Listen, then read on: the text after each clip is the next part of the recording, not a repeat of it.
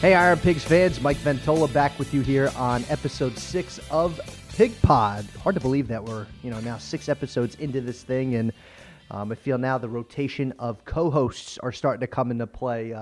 To my left, it is Kevin Whitehead, the director of Multimedia and Entertainment. Kevin's normally behind the scenes. That's right. He's stepping onto the scene now. And Kevin, welcome to the PigPod. Well, this is a little bit of a different position for me. Usually I'm back there behind the camera, but we're really scraping the barrel here trying to find a regular co-host. Don't sell yourself short. I think the rotation of co-hosts is cool because one thing Kevin and I have talked about behind the scenes is that we want a flurry of different co-hosts because we have a plethora of folks on staff that you, the fans, want to watch and listen to and hear what they have to say on the podcast, week in and week out. That's right. Everybody has a different viewpoint of this thing. Everybody has a different role. So to get a different voice and different person in share is a good thing. We'll have, I would imagine, some sponsorship. Eventually, our president and GM, Kurt Landis, on the show as well. So, look, we'll get a little bit of different flavor, a little bit of different personality. And, look, there's a lot of people that affect this place and really make this place go. And so, we just get stuck with you most of the time here. Maybe that's the reason why ratings are down. But anyways, I'm just kidding, of course. Ratings have been great. I want to thank you, the fans, for listening and watching and subscribing as well, too. Hopefully those comments can keep finding their way on the YouTube page. Matthew Barry still wants to know what folks think of his mustache. So the guy shaved it.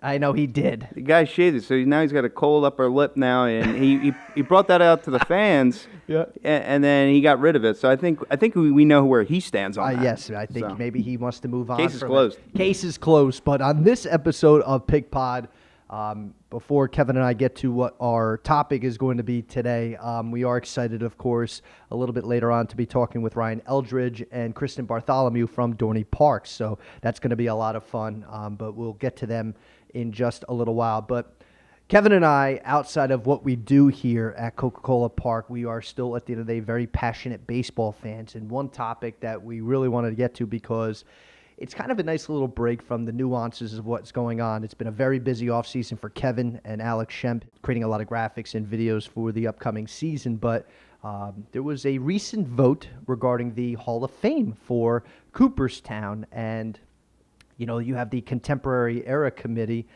getting a plethora of players. Not a full ballot as you normally would see the writers, but it's a mix of former players, media personalities, front office executives, and baseball historians that voted for X amount of players for national enshrinement into Cooperstown. So you have to get 16 votes, or there are 16 votes. You have to get 12 out of the 16, and it was Fred McGriff, Crime Dog himself, getting inducted into, or getting the opportunity to be inducted into Cooperstown in next year, and he got 16 out of the 16. The rest of the guys, Kevin, they didn't make the ballot. How about that? Unanimous for the Crime Dog. For me, my memory of him was, later in his career. I'm sure for you, not too much older than me, a little bit older than me. I'm a little bit older. Here's an RBI machine, somebody that was just a menace at the plate. His numbers all speak to that. Close to 500 home runs. Yep.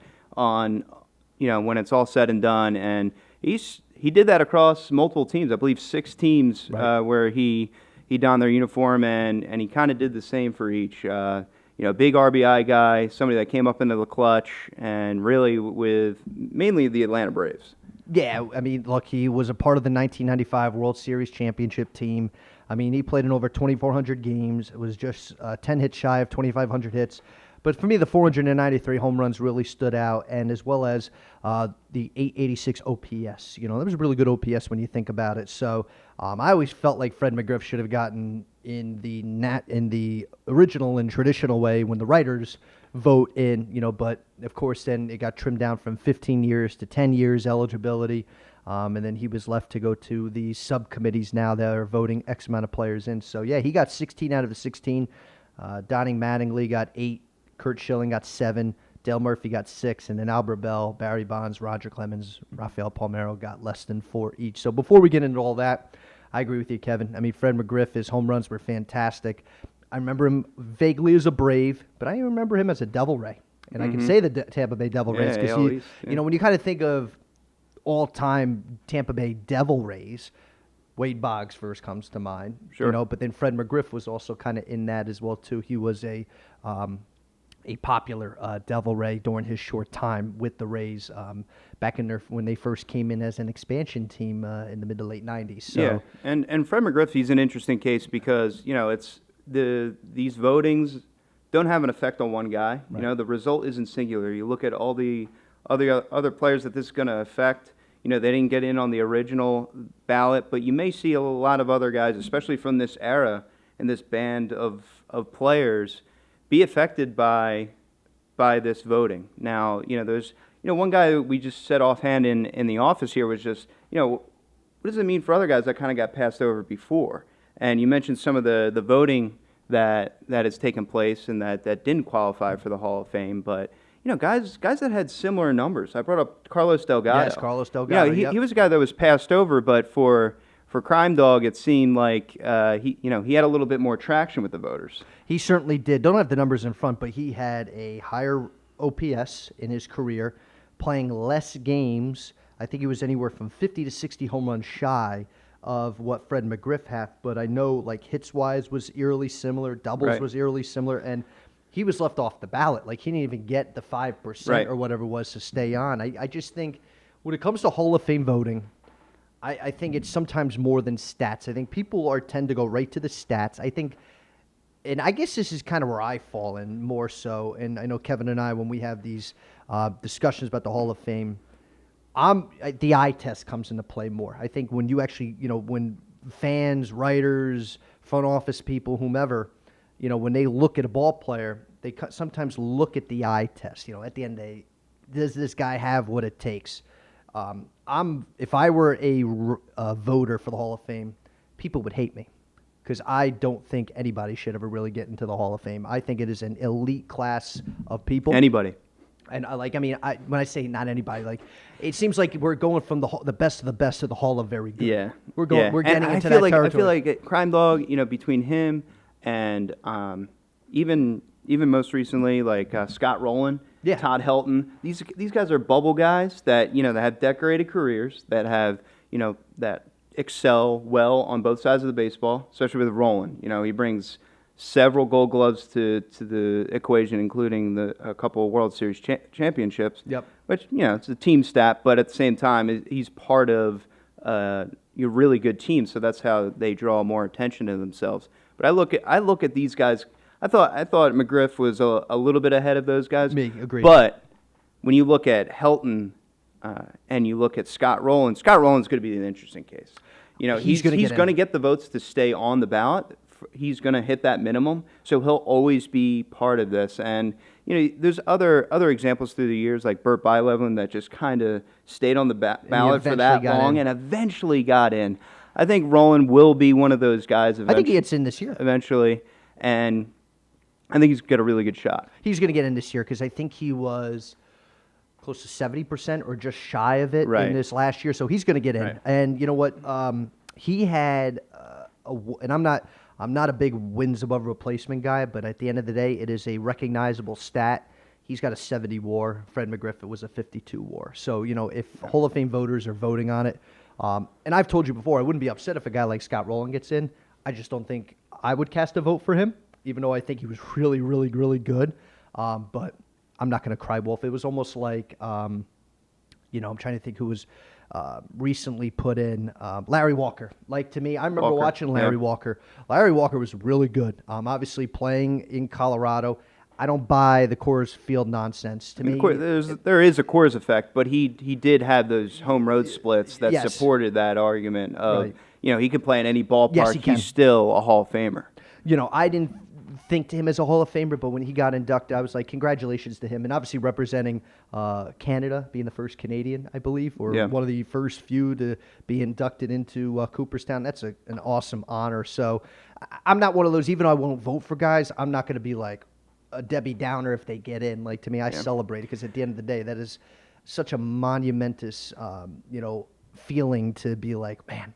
And sometimes it's okay not to have a Hall of Famer in. I mean, Correct. we saw it in, I believe it was 2020 or 2021. There was no one even selected Correct. that got the amount of votes. So let's be a little bit more selective here as we go. And now, you mentioned before they have the contemporary, then they're talking about another system of voting after this. So we're going to have 3 rounds for these guys to get in? So pretty much, like, for example, Curt Schilling now won't be eligible, until 2025. It'll be another subcommittee. I forget the name offhand, but Schilling got 7 out of the 16.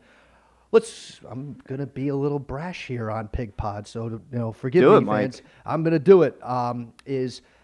Curt Schilling hasn't been voted because of his political ideology and because of his outspokenness. Now, I'm not sitting here trying to dare, say I agree with the man or whatnot. There is the character clause, and he, to me, has violated that character clause. But when I look at him, and I watch Curt Schilling through and through, okay? To be even more blunt, I grew up a Yankee fan, and watching Curt Schilling and what he and the Arizona Diamondbacks did in the playoffs and in the World Series still gives me nightmares. Sure. And how Playoff good he performer. was. He was, Wherever in my opinion, was. if I needed to win one game, I'm probably outside of Curt Schilling, I'm maybe going to Pedro Martinez, and that's it. Like, if I need to win one game in the postseason. Yeah, Madison Bumgarner maybe comes to Madison mind. Bumgarner. But like Curt Schilling, if you need to win a game, he's the guy. Yeah. He pitched in so many big moments. His playoff numbers were through the roof. And in our era, our lifetime, I mean, those are the guys that come to mind. Yes. It's Schill, it's the big unit. Oh yeah. It's Madison Bumgarner in the playoffs, and to keep him out of the baseball story. If you bring your kid to Cooperstown one day, and you don't have Curt Schilling. His bloody sock, I believe, is there. Bloody sock made it, not his sculpture. I'm just saying. Not his head. Not his accomplishments. Not the accomplishments. So I got a big problem with that one. I do too. What happened. He was a Philly in between too, man. the white lines. And I see that's what it comes when I down vote. to. I tend to vote more. If I were to vote, vote in between the white lines. Yes, unless they did something really bad, obviously. Then okay, like all right, if they broke the law, steroids, or settle down on that. I don't want to. That's why these guys are out. I mean, come on, let's call a spade a spade. I mean, look, Barry Bonds, Roger Clemens, Rafael Palmeiro each got less than 4 out of the 16. To me, it's a joke. You know what? Let's be honest here. When it comes to people talk about respecting the integrity of the game, okay? And you got to think of your mindset of what you view Cooperstown or any sort of Hall of Fame. To me, I take it more as a museum. Now, when you think of my definition of a museum is essentially it pretty much tells a story of what took place in the past, regardless whether it was positive or regardless whether it was negative. Okay, and despite steroids being terrible, I wouldn't want to ever see a player get take steroids. It's cheating at the end of the day. I'm not saying you recognize them because of their cheating. To me, I would almost put an asterisk. Like a Shoeless Joe. Like a Shoeless Joe. To me, yeah, yep. Shoeless Joe bet on the game. He cheated. But, like, at the end of the day, their on-field accomplishments, they were still... Shoeless Joe Jackson was still one of the best players in the game back at the turn of the century. Mm-hmm. Barry Bonds will, in my opinion, be the greatest home run hitter I ever witnessed. Roger Clemens will still be one of the greatest pitchers I ever watched. Rafael Palmeiro, a 500 home run hitter with a 3,000 hit type guy. One of the best players I ever watched play the game, and now those guys aren't going to get in. Yeah, and I think two things can be true at once. I think you're disrupting the integrity of the game if you use steroids, because really it's helping you recover. When you're talking about 162 games, you're able to recover. Guys will tell you the wear and tear and it takes on your body, and you're able to bounce back, and you're able to be on a little bit more if you were off it. Barry Bonds, when he stepped in that box, he had an eye like no other hitter. Correct. Look at his walk records and his intentional walk records as just an imposing guy in the RBI spot. The Barry Bonds treatment, right? That's the thing in baseball. You're walking a guy in, conceding a run so you don't allow 4. I mean, this is a guy that changed the game in the way he played it. Even pre-steroids, if you want to look at his body of work with Pittsburgh Pirates. Good enough to be a Hall of Famer. And to be a Giant. And, and I get it, a lot of people have differing opinions about it. I get it. They say, well, Mike, do you want to reward cheating? No, I don't want to reward cheating, but what I'm trying to say is that they should be recognized because at the end of the day, Bonds still hit the most home runs in a season. Hit the most home runs of all time. Roger Clemens, the amount of wins he has, I think over 320 wins in his career, the amount of strikeouts he has. to me, it's frustrating because I'm going to tell the story. I'm going to take, if I get married, have kids one day, I'm going to take my kids to Cooperstown, and they're going to, after I tell them the stories about Bonds and Clemens, they're not there. I'm going to have to, going to say, well, the Hall of Fame, baseball writers, they felt like they didn't want to vote those guys in. So here's my thing. Some of that is personal too. And it is personal. Like, to me, I'm not condoning this either.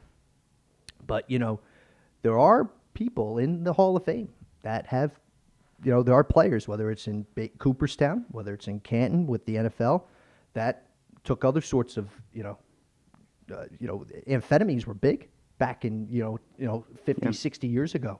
Players took amphetamines, and that was a performance enhancement drug, though it wasn't considered it at the time. Right. But they took them, and, and who knows how many players are potentially in now. Well, say, well, if that's the case, then why recommit that sin? Goes back to my original premise. I view the Hall of Fame as a museum, and sometimes you have to recognize the negative effect, and you could say, despite them being enshrined, they did shed a bad light, and we can learn from their mistakes constantly. And when you analyze the player, and when you kind of zoom in on that, and you talk about the personal responsibility of players or knowingly, taking steroids, and then when you zoom out and you think about how they impacted the game, and how really the commissioner of baseball and all that, they didn't turn a blind eye. Yeah, turn a blind eye. Hey, we got butts in seats again. We're coming out of the strike.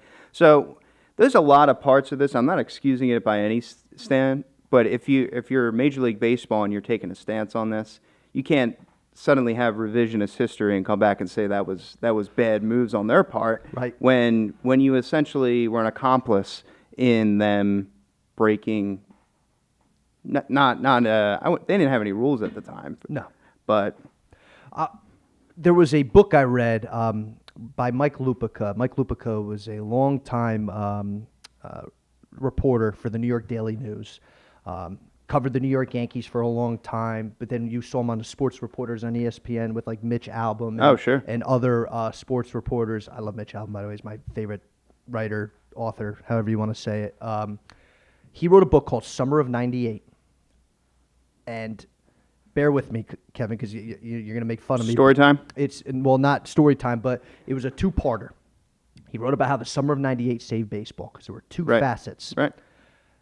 I'm going to get the one out of the way so you can boo and yell at me. The dominant run of the Yankees in 1998, boo me now. But more so, that kind of was the backstory, was how the home run chase saved baseball. Yeah. And who was involved in that home run chase? No question about it. Albert Bell, believe it or not, was in that home run chase early. Albert Bell finished third in the majors. And then he started at the gate, but then I think he got hurt at one point, but then came back. He slowed down. Sammy Sosa and Mark McGwire. Because let's be honest, and I remember that 1998 season, my dad and I, we talk about it all the time. Mm-hmm. You were glued to the television. Whether you're watching a St. Louis Cardinal game, the Chicago Cubs, to watch both Sosa, to watch McGwire. Rivals. Both being rivals. It's funny. Everyone wants to talk about, the Yankees and the Red Sox or the Phillies and the Mets. That 98, you kind of couldn't help but watching Cardinals and Cubs games. Like the Midwest was.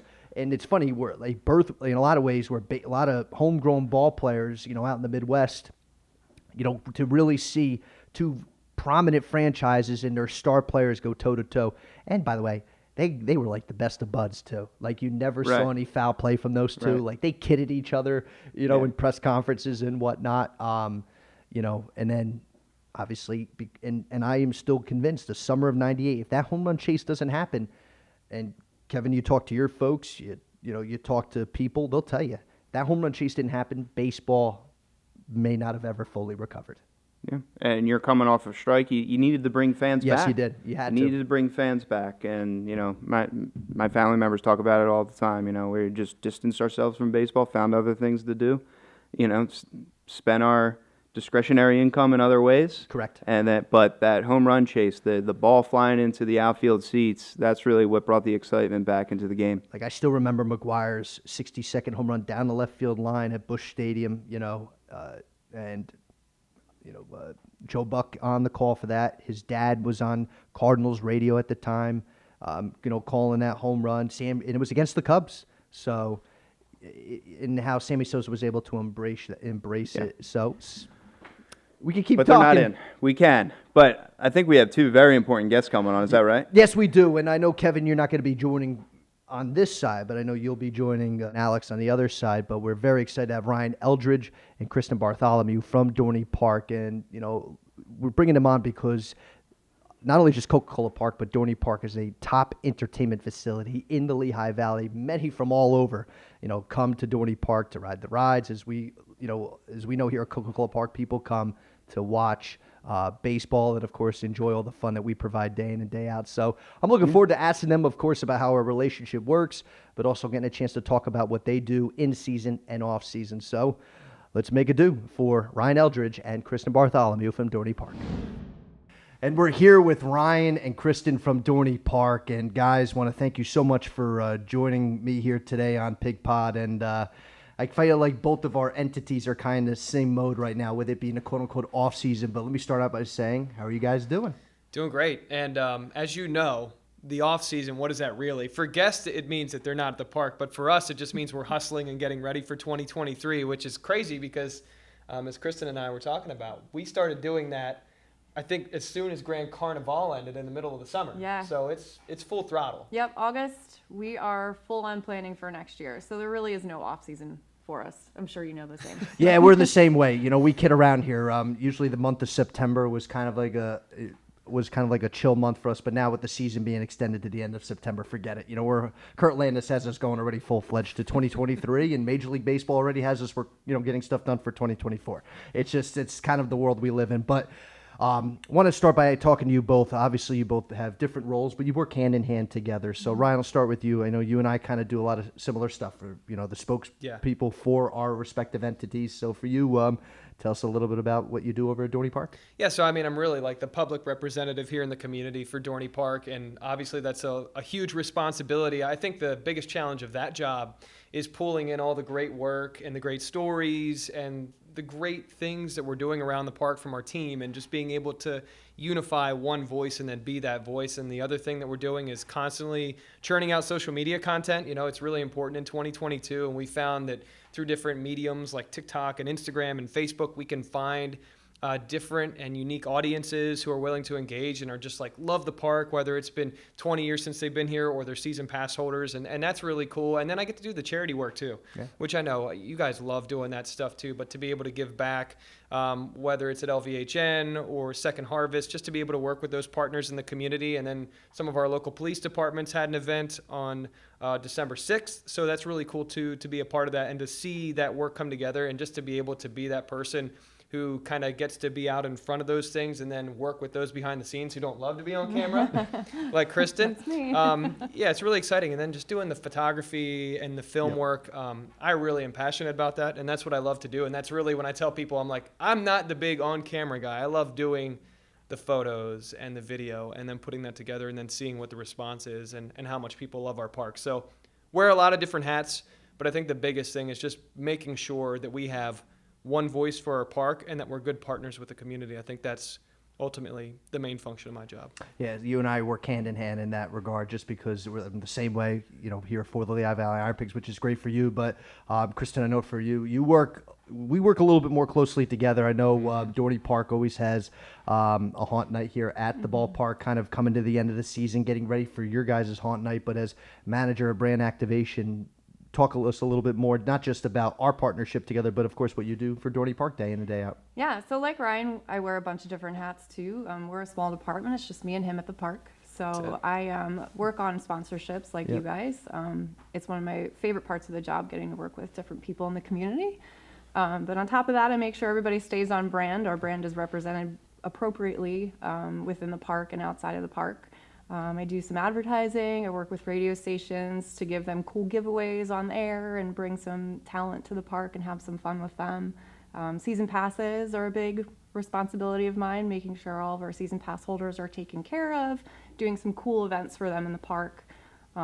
Among other things I'm sure I'm missing, but You're like, those are the main things. Yeah, you're like the park strainer, Yeah, when exactly. you have like that mess come out of the pot and you've got to dump it in and hope all the good stuff comes out. That's Kristen, because I have all these great ideas sometimes. She's like, whoa, wait a minute. Right. That is not our brand, or like that is that color scheme. And she does a really great job of that.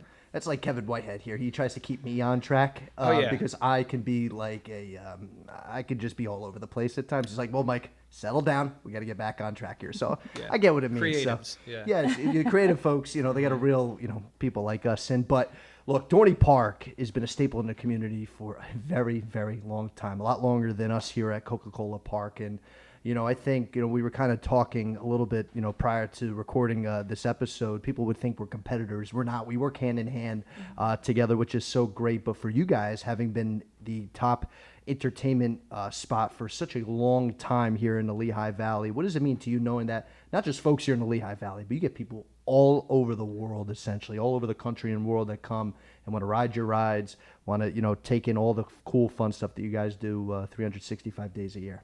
Yeah, I think not only is it crazy what you're saying, but I think it's also like a tremendous responsibility, right? Like we represent the Lehigh Valley for a lot of the country. Like a lot of folks, when they come to Dorney Park, that may be their only experience in the Lehigh Valley, and they're coming from neighboring states like New York, New Jersey, Maryland, Delaware, and they're also coming from different places. Like we had a big group of guests come from Ohio this year just to ride Demon Drop, because it was at one point at Cedar Point, and we've had folks come from California and Texas because maybe they have been to our sister parks in different states like Schlitterbahn or Knott's Berry Farm, and then there's just also people, there's a huge group of enthusiasts, and I'm sure you guys have the same thing too for minor league baseball, but that just love parks, and they love like getting different experiences and getting different roller coaster credits. So I think for us, it's really cool, but it's also a really big responsibility to make sure that we really are a good ambassador for the Lehigh Valley. And I'm sure you guys feel the same way when you're on the road. You got to really think about that and how you interact with people, and then how the park looks. And we take great pride in how the park looks and the cleanliness and things like that. Yeah, it's a bit surreal to think that Dorney Park has been in existence since 1884. Yeah. That's crazy. That's a lot older than any of us here. Oh, yes.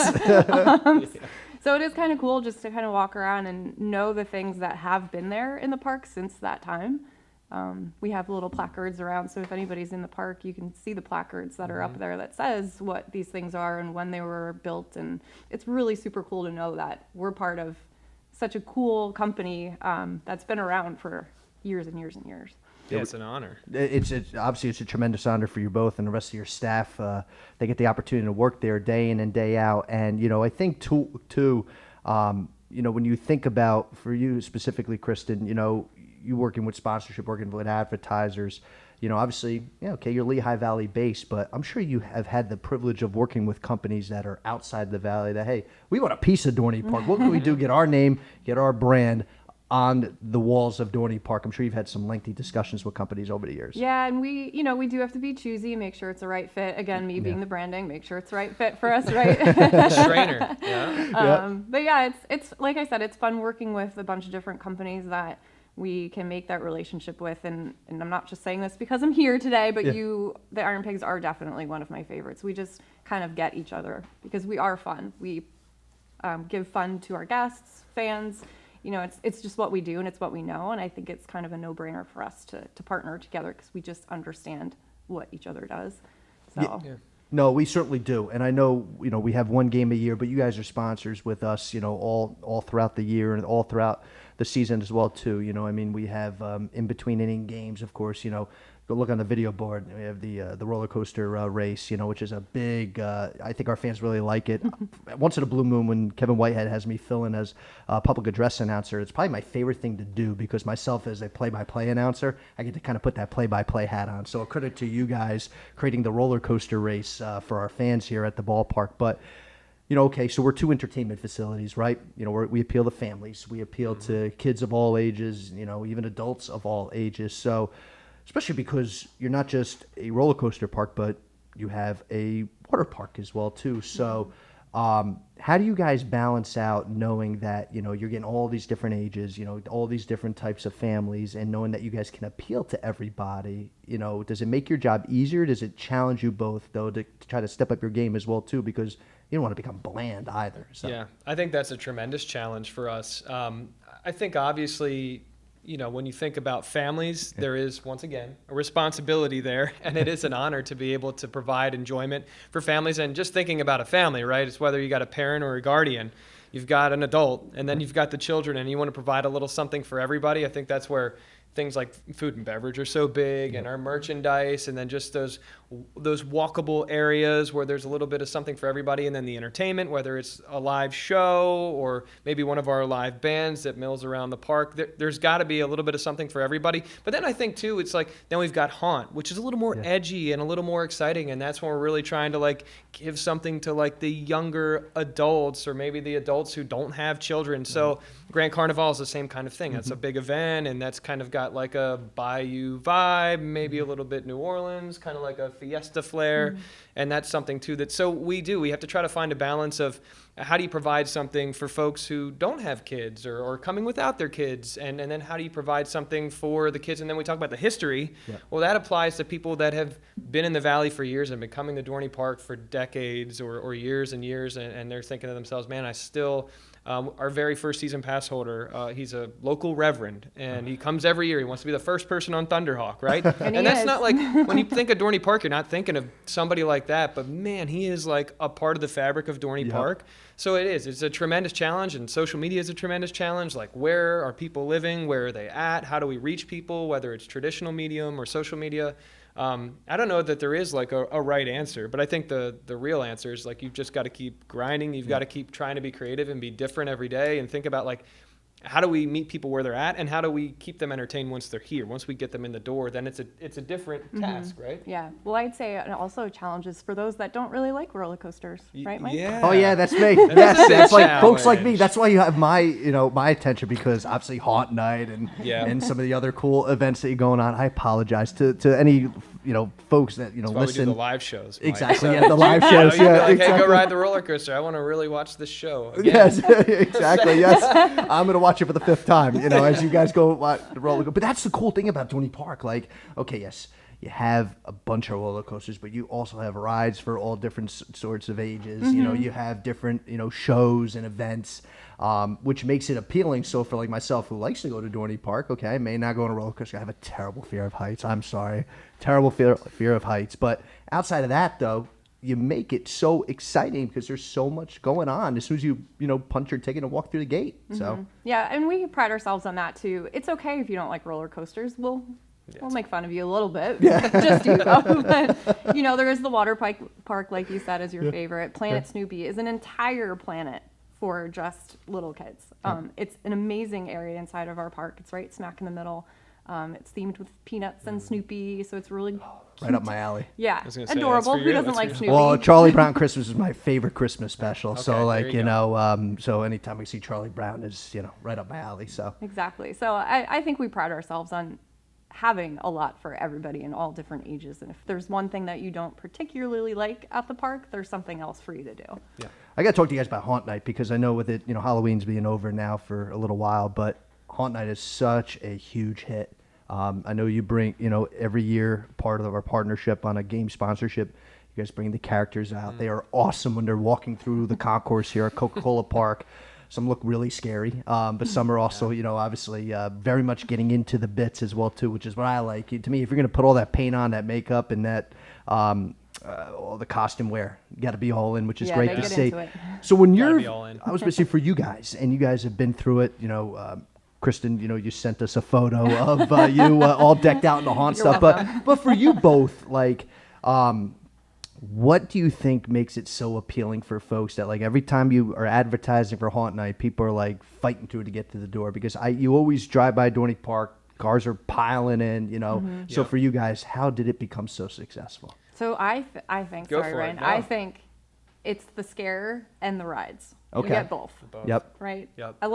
We have a lot of scare events in the area, but I think ours is a little unique as that, you can come for the scare, but you also get the roller coasters. So again, if you don't really like the scare part, you still have the coasters that you can do and the rides while you're there. Yeah, and then you add on top of that the entertainment. We've got live shows and live offerings that make it go to the next level, and I think that it's literally, you're going for the rides, right? And everybody loves the rides, but now you're getting, and the door price is usually less. I don't want to say for 2023, but I mean, you feel like you're getting more bang for your buck because you've got so many cool live shows, and it just feels immersive. And then you've got the scare zones and the scare mazes, and it just feels like there is a ton of stuff to do. So if you kind of get through 2 or 3 scares and you're like, pump the brakes, Yeah. then you can, maybe not you, but you could go ride Steel Force, Yep. or you could go ride Talon. And what's so cool about that too is because it's getting darker earlier, you're getting like those night rides, and you can start really getting more and more night rides because you've got more time than you do in the summer. No. I think it's really cool to see the park transform too. So if you're used to amazing. seeing it in the summer version, it looks completely different during September and October. Yeah. It's a complete different vibe. It's an amazing feeling, and I think our guests just like seeing it in a different light as well. And our staff's energized too. Like there's a good energy. Like I can't wait to get after it. I say like our monsters enter every night at like the lower portion of the park, and when they come out, it feels like a big time college football game. Like the word's out, our guests are like piling up near the fence where they come out, and you just feel like you're at a big time football game when they come out because they have so much energy and they're like so excited to get started, and they're just like trying to make their way to their scare zone or their maze. So that just like, but that energy is like contagious, and it just kind of like lasts the whole night, and it's just really cool time to be at the park. You know, both of you talked about earlier about the Reverend that, you know, has been a long time season pass holder. We have folks like that here since 2008. We have season ticket holders that have been here every game. We have, you know, our probably our biggest fans and things of that nature. But our game day staffs, like for us here at Coca-Cola Park, like your seasonal workers that are coming and operating the rides or, you know, working the concession stands, things of that nature. How, you know, I'm sure you have a balance. I'm sure you have people that have been there, you know, 20, 30, however many years, but then you get some newbies each and every year. Like us, we know our game day staff is so crucial to success. The same's got to be for Dorney Park, I would have to think as well. Absolutely. Big time, yeah, and I think you're right. I mean, for us, there are people that, because I came on board at the very beginning of 2022, and they are quick to remind me, like, I've been here for 25 years, or I've been coming back for 26 years, or 7 years, or 8 years, and there is something that keeps them coming back, and there's something that they love.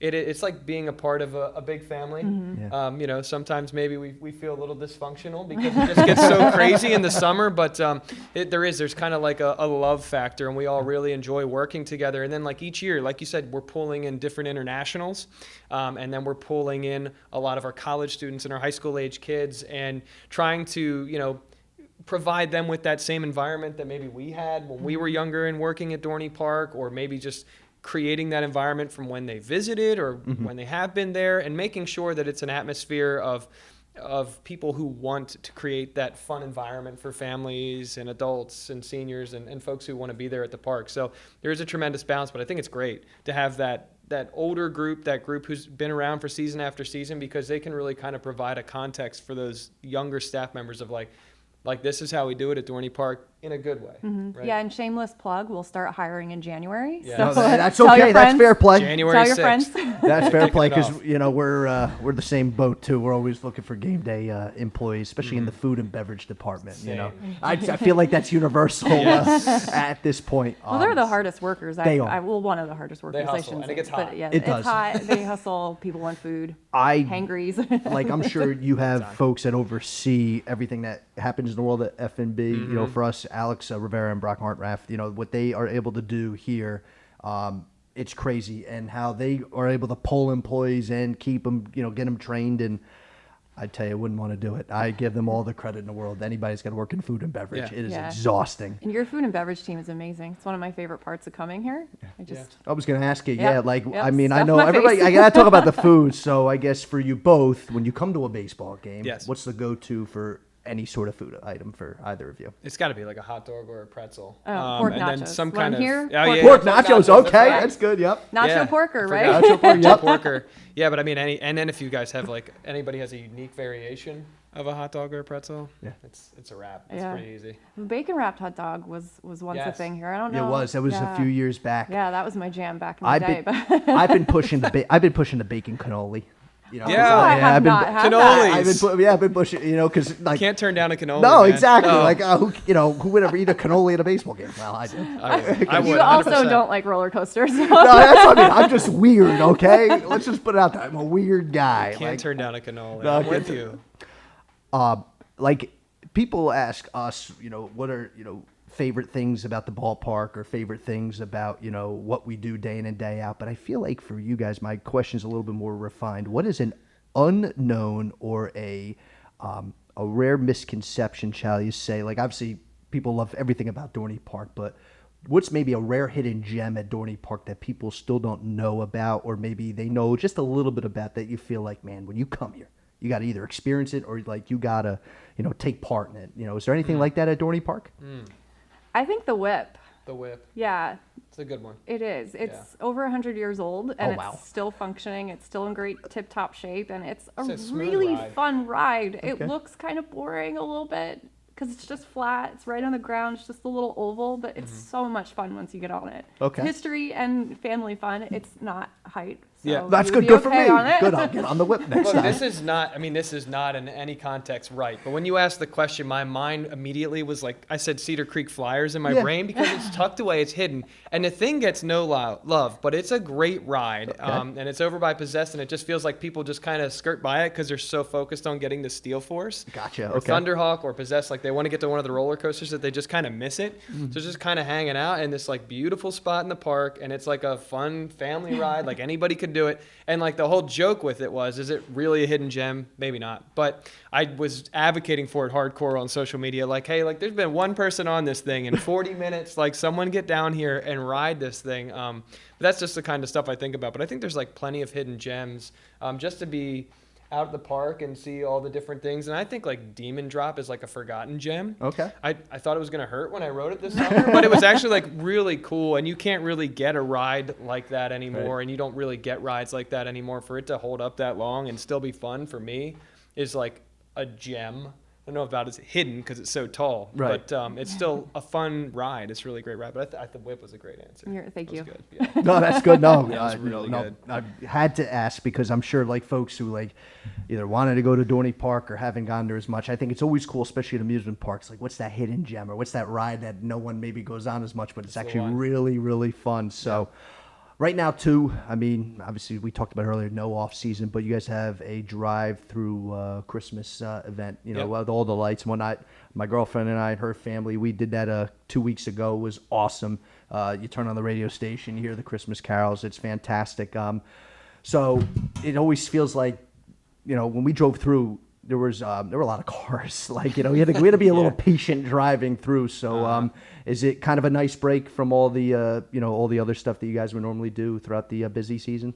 Yeah. Ryan doesn't want to answer this. No, I know. I can. So it's a third party that we work Right. with to bring the lights in. Yeah. So it's kind of nice for us. It's not as stressful as, say, a haunt or a Grand Carnival. Right. We just kind of talk to them. Here's where you set up, and that's where you go. So it's nice to have something in the park at this time of year because we normally don't. So it's nice to kind of look outside and see those lights and see guests still coming back to the park during these winter months, having fun. But it's kind of nice that you got stuck because you don't want to drive through fast. No, I right? didn't. No. That's the No, thing. You have to kind of take your time. Right. I And mean, kind of take it all in. it was great. You have all the reindeer, all the different lights. I feel like there was every screen, these polar bears just doing these weird Oh, dances. yeah.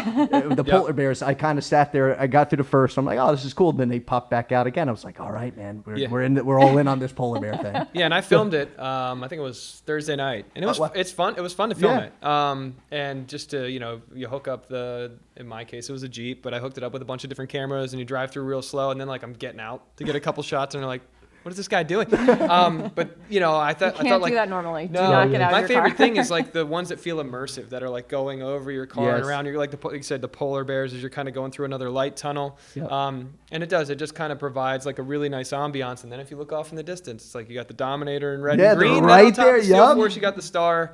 So it's cool to still be relevant because people always ask us like, what do we do in the off season? Which a lot of it is like we're doing a ton of maintenance right now. Yes, of course. And human resources is loading up to hire, and food and beverage is like getting ready for inventory. So like there is stuff going on, but it's still nice to have something that's visible to the community. They can see and be like, hey, there's something going on there. So, It's great. All the whether it's haunt night, the Christmas drive-through. It's just really cool to see. That you guys are still busy and keeping stuff going, and the off season to the in season. So once we get into the new year, and once the you guys are getting ready to open your doors for for the new season, when shall you say is normally when you guys open doors? Like for us, opening day is Tuesday, April 4th? Like, when's quote unquote your guys' opening day? Well, the calendar can shift, but It is up on the website. it is though. up on the website. Yeah. And typically it's in that May 6th through May 12th window. Okay, I believe this year it's like a May 7th is planned for season pass holders, and then May 12th is like the unofficial official opening day. Am I wrong on that? I'm It's something like not- it's Hey, right still around May. there. That's still, yeah. That 'cause- first week of May, and we also do a food truck food drive with WFMZ, Oh, which cool. is usually the last weekend in April. So for us, that's kind of like the unofficial kickoff of like, okay, Yeah. now it's time to go. You know, we're doing the interviews, and we've got the food trucks pull in, and a lot of that is for Second Harvest. Right. So you would donate an item, and then you'd come in, and then you can enjoy food from our food truck. So we'll really start to ratchet up in April for like actual operations, and then they do different things, whether they're testing out rides or they have associates come in and have a ride day sometimes, just to kind of get everybody in that environment and get ready to go. So it is really April, May is kind of when we ratchet things up. Yeah, it's exciting when you're in your office and you hear Steel Force running. Yeah. 'Cause you know the Yeah, season's you know it's starting ready to to go. come. Because they do have to cycle the rides Yep. so many times before we open for the season. So it's a really exciting day when you hear that whoosh of Steel Force going down the hill. Yeah, and it I'm was sure. so frustrating because,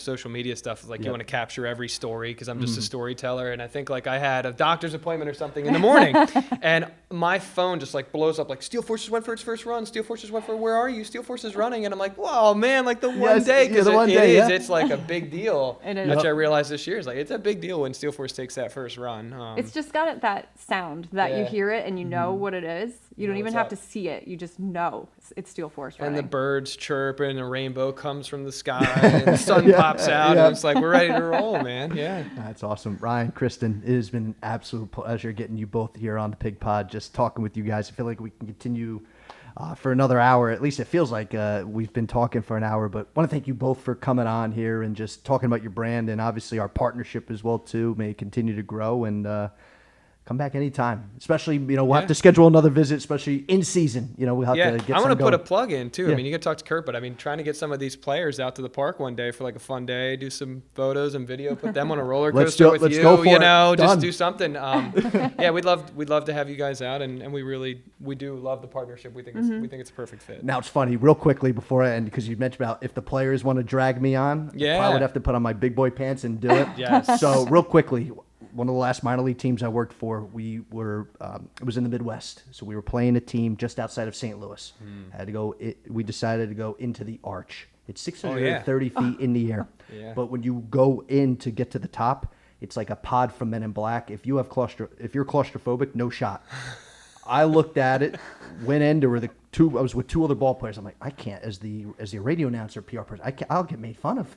I literally sat in there, just didn't say a word, made it to the top. I wanted to cry, but I got through it. So it may just have to take a little, Here we go. a little bargaining, Here we go. to get me on. Ours is So open air, no claustrophobic. That's it, yeah, no claustrophobic. So Yeah, talent, you'll feel pretty secure. You got that's good. so maybe We'll get you, Mike. We'll get Certainly you. will. But guys, thank you again, and continued success over there, and enjoy your holiday. Thank you, you too. Yeah, thank you. All Thanks for righty. having us. Anytime. Do want to thank Ryan Eldredge and Kristen Bartholomew for joining me here on PigPod. I had a lot of fun talking with them, kind of just learning a lot about what they do in season, out of season, the trials and tribulations of, off season, but in season stuff too. But knowing that, hey, we get to work hand in hand and that there are still some similarities when it comes to working in entertainment. Yeah, it was fantastic to get that insight from them and, know that there is no off season. Likewise with our business, same with them. And, there's a lot of entertainment options here in the Lehigh Valley. Yeah, there certainly are, but so to our fans, to our viewers, our listeners, be sure to go visit Dorney Park throughout the year. Of course, there's always been great supporters of us here at Coca-Cola Park. So that's going to do it for this edition of PigPod. I do want to thank Kevin from stepping beyond the camera side to joining us here on air. We'll be sure to get some other co-hosts throughout the year. Matthew Barry, he'll be back at some point. But in the meantime, follow us on Spotify, follow us on YouTube. Be sure to watch, listen, and be sure to leave a comment in the YouTube channel. So as always, thanks for watching for this edition of PigPod. Go Pigs.